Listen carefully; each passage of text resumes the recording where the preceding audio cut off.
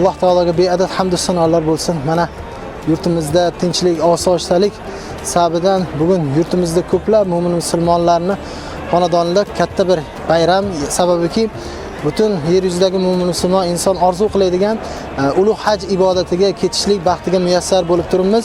Albatta bunda hozirda haj ziyoratiga ketayotgan yurtdoshlarimiz yurtimiz tomonidan haj ziyoratini amalga oshirishlik uchun tayyorlab qo'yilgan shart-sharoitlarni ko'rib behad shod bo'lishyapti. Alloh taolo bu xursandchiliklarimizni bardavom aylab, o'sha duolar qabul bo'ladigan maskanlarda el yurtimizni tinchligi, xotirjamligi uchun xayrli duolar qilib kelmoqligimizni Alloh taolo o'zi nasib aylasin.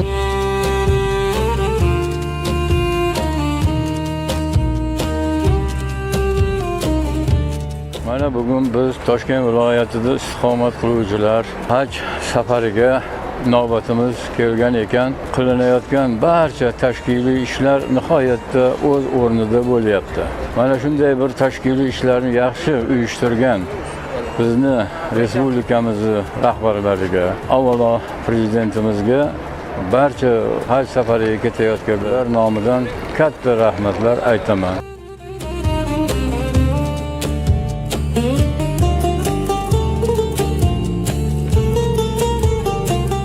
Hojilarimiz hammalari duolar qilishib, mana shu sharoitlarni yaratib bergan avvalo davlatimiz rahbariga, muftiy hazratlarining haqlariga va barcha mutasaddilarga duolar qilishib, inshaalloh mana ulug' safariga jo'nab ketishyapti.